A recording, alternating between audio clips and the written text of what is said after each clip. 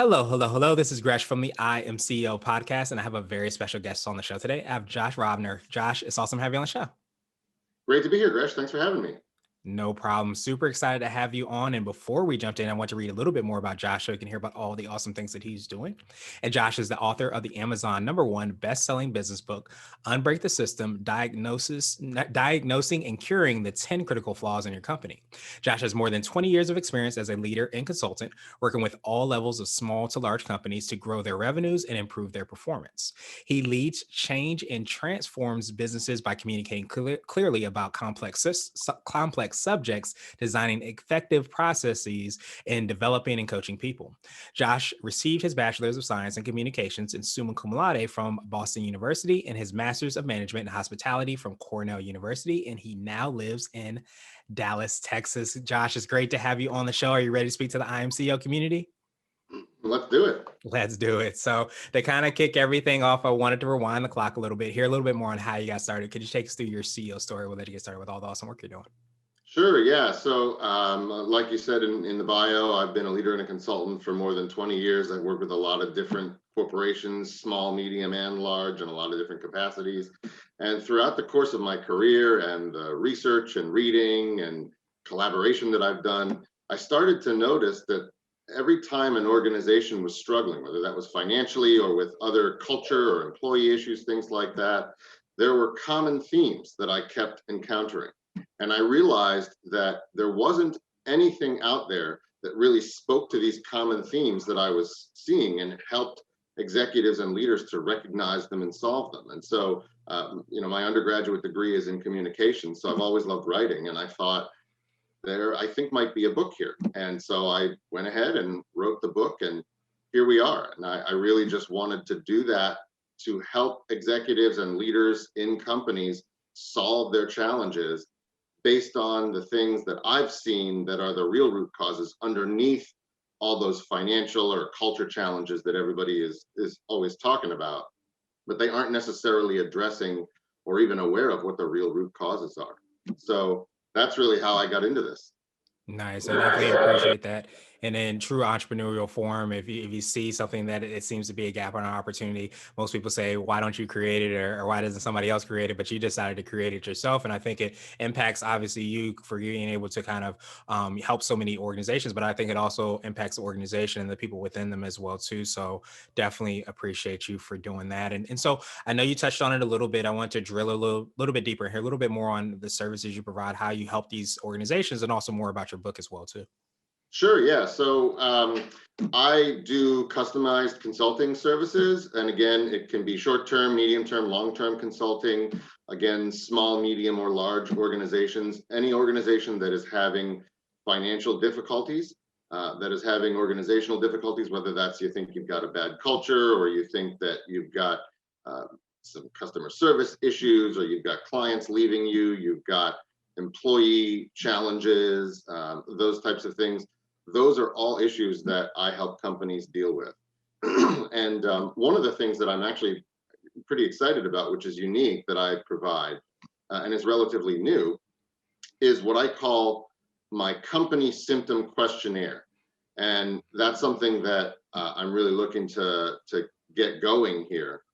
And if you think about it, a lot of companies do employee engagement surveys. Right? There's a lot of companies that do those, and a lot of companies that create employee engagement surveys. And what I've found over the course of my career and my work is that those employee engagement surveys, or typical employee engagement surveys, don't really help leaders and executives to diagnose what real issues are in their companies. They're sort of very general, and sometimes they can be good for public relations pieces, or they give you a good general idea of what your employees are thinking, but they aren't specific enough to help you deep dive into specific problems that are really happening, that are really holding your organization back, that you don't know about. And so that's where my company symptom questionnaire comes in. I look at it as like an employee disengagement survey, where you're openly asking your employees, what specifically are they disengaged about? And I call it my company symptom questionnaire because it comes from the medical world. You know, we've all been to the doctor before. And when you go to the doctor and you're sitting in the waiting room, what's the first thing that you've got to fill out? It's that patient symptom questionnaire that lists all the symptoms from all the different systems in your body, and you know, what are you feeling that day and how bad is it?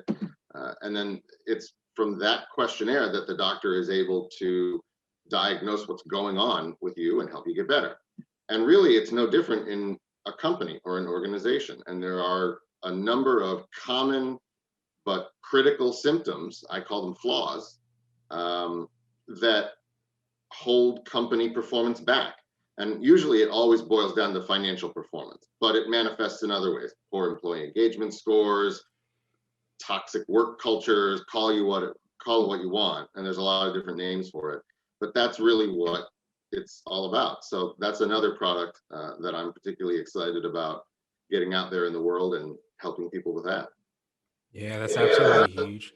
And I definitely appreciate you, giving that kind of parallel to going to the doctor, because that's exactly what I was thinking of. Is like so many times you go to the doctor because, you have pain here, you have pain there, that you usually don't go there because you say, oh, I haven't been eating well. Usually that comes out by doing the deep dive conversation and really understanding.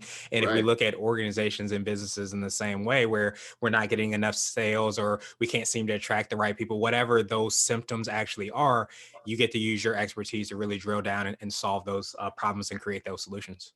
Yeah, and it's something that uh, executives and leaders can do for themselves. They can work with HR, they can work with me to work through those challenges, and they can even, and this is a great way of doing it too, give that questionnaire to the employees and help have the employees be able, like a good forum for them to speak their mind and uh, lay out in the open the issues that the executives and leaders really need to solve in order for things to move forward in their companies and in order for them to grow and scale and overcome the challenges that they need to come to overcome.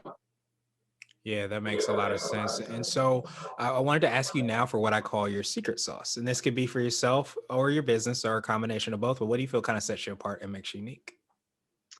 I think my secret sauce is really about how I approach things. I approach things first by looking at all of the elements of the work environment, and I call that the system. Hence, my book, Unbreak the System. Organizations, companies, like it or not, they are all systems. And they're a whole bunch of different parts working together or not working together. And I think that's what my strength really is. And that's what sets my approach apart, is that I look at, I have a very systematic way of looking at all of the elements of the system so that everything comes out into the open, and we're able to solve challenges for a much longer term, and avoid some of that issue where you might solve one particular thing, but you create some other problem. I'm looking at things from a holistic system perspective.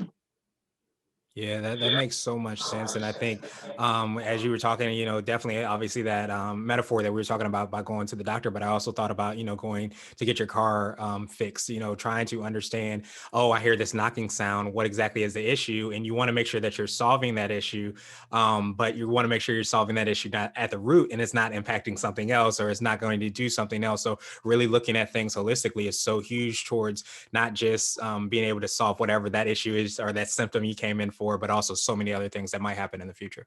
Yeah, absolutely. And you'd be amazed how many companies misdiagnose their issues. And so what happens is they will self-diagnose incorrectly, and then they apply a treatment that doesn't work.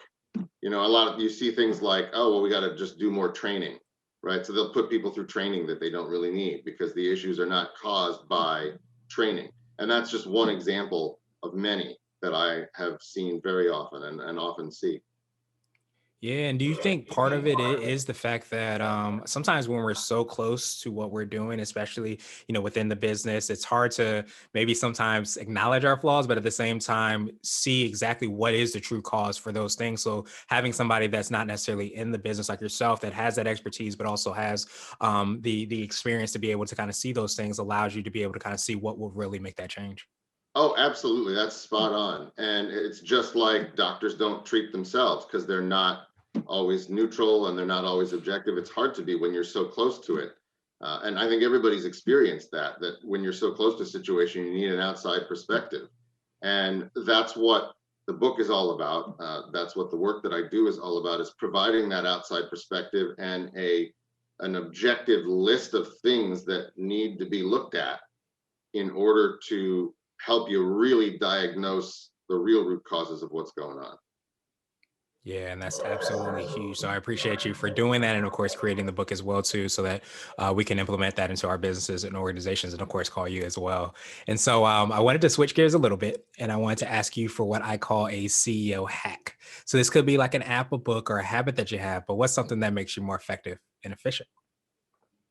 Yeah, so there's a lot of things that I could talk about, but I did come up with one thing that I think is just great for me and for anybody else, and that is walking. And it sounds counterintuitive because, we're CEOs and we're talking about business and so forth, but why am I talking about walking? Well, for me, walking serves four different great purposes. First of all, it's great exercise. And it's great exercise for which you don't need to join a gym. You don't need to use any equipment. You don't need to change it. You don't need to change your clothes. You generally don't sweat. And, so you don't need to worry about taking a shower or something. You can easily incorporate walking into your busy executive day. And so that gives you great exercise on one hand. The second thing that walking is great for is clearing your mind. You always have a lot of things as a CEO on your mind, or as any kind of a business leader, even as a person, you always have lots of things on your mind. I found for me, there's no better way to clear my mind than to just take a walk. And just the act of focusing on putting one foot in front of the other, paying attention to, if you're walking outside, listening to the sounds that you hear and the sights that you see, and breathing and being in the moment. Great, great way to clear your mind from stress and other things that you're thinking about. And then the third thing is that walking is a great way to do strategic thinking. And many CEOs and executives, their day is so scheduled, right? Or people's day gets booked up with meetings that get put on your calendar, no matter what level you are in an organization, but especially at the top level. And so as by scheduling walking, that's a way for you to build in strategic thinking into your day, which you need to do, particularly as a CEO, or else you're going to get derailed by the day-to-day of what's coming at you urgently, but that isn't necessarily the most important thing that you need to focus on as a CEO for moving your organization forward into the future. And then really the fourth benefit from walking is that it's one of the very few things that I think you can really multitask with. And I find that walking is a great way to get certain tasks that you need to get done, like checking your email or responding to email. You can do that while you're walking. You can make a phone call, whether that's to a colleague or another business associate or another leader, or to a family member or a friend. And so it's a great activity that really allows you to multitask and be productive. And then when you are doing that, if you check your email while you're walking and you triage your email to the point where you respond to what you need to respond to while you're taking a walk, it's a great element of productivity and really helps you be more productive. So to me, walking is like the perfect hack for a lot of different things. And I try to schedule, usually 4 walks a day. I'd recommend everybody try to schedule 4 walks a day, especially if you do 10, 20 minutes at a time. You'll get good exercise, you'll clear your mind, you'll think strategically much better and work through the problems that you got to solve much better, and you'll be more productive. And I try to continue with that medical theme. I treat it as like medicine, right? If a doctor told you need to take medicine 4 times a day, you do it. So I really look at walking as medicine in that regard, and that's really my hack for helping myself and certainly other CEOs and executives and leaders be much more effective. Nice. I definitely appreciate that, Josh. And I would say even call that preventative medicine as well, too, because you get that Yeah. opportunity to be ahead of those things. You get that opportunity to be healthy. You get to think strategically about things and check some of those things off the to-do list and do it in a different environment, in a different way as well, too. So there's just so many benefits to those things that sometimes we gloss over because we're so tied into what we're doing. We don't take a step away to be able to kind of take care of, all those things that we need to, and especially for ourselves as well. So I love that hack. And so I wanted to ask you now for what I call a CEO nugget. So this could be a word of wisdom or a piece of advice. It might be something you would tell a client, or if you hopped into a time machine, you might tell your younger business self. Okay, yeah. So I this is something that I tell my clients all the time, and that is focus first on the situation. Look at the system, look at the situation, look at the environment before you look at the people. I can't tell you how many times I get clients and leaders and executives telling me, I think we got a problem with our people. I'm not sure we got the right people in the job. My people are not performing the way they should. I need help with that. And I think there's something wrong, and I think we've got to really do a deep dive into our people. And I say, no, that's the last thing you should be worried about. You got to focus first on the system, focus first on the situation and on the environment and on the inputs that are contributing to what the people are doing. That's where you're really going to find the root causes of what you're looking for. So that's my nugget, is always start with the situation. Always assume that if you've got a problem, the root cause is situational, much more likely to be situational than it is to be related to people as individuals. Nice. I definitely appreciate that. And I feel so many times, as you said, people will say, hey, I don't have the right people, or we don't have the right butts in the right seats or something. But I Yeah. think so many times, and definitely correct me if I'm wrong, it sounds like by looking at the system, if you get another person and they're into the system that doesn't work, it's going to continue to perpetuate and maybe even get Right. worse. But if you Right. actually treat what is the core of the issue that we kind of talked about before, then it allows you to maybe even keep that person. Or if you decide that it's not the right person, you also have the right system in place and then the right person, and it creates an even, better outcome. Absolutely. Yeah, you're right. And you're right that there's a lot of times that companies will replace people over and over again, thinking, we just can't find the right person. And really, it's not the person that's the problem. It's the system. And that there's a quote that inspired the title of my book, uh, which is, when you put good people up against a broken system, the broken system wins almost every time. Mm. And that quote really inspired the title of my book, which of course is Unbreak the System. And that's what I want to help CEOs and executives to do. Nice. Well, I definitely appreciate that. And so I want to ask you now my absolute favorite question, which is the definition of what it means to be a CEO. And we're hoping to have different quote unquote CEOs on the show. So, Josh, what does being a CEO mean to you? Oh, yeah. So I think, to me, being a CEO means being responsible, being a responsible leader. But I think that one word, responsible, is what sums it all up. You're responsible, of course, for the performance of your company, for the performance of your team.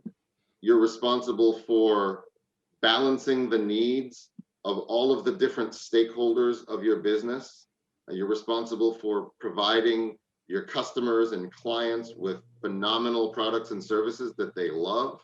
And you are responsible for leading in a responsible way, both for the company itself, for not only all of the stakeholders of the company, the employees, the clients, the shareholders, everybody, but also to society as a whole.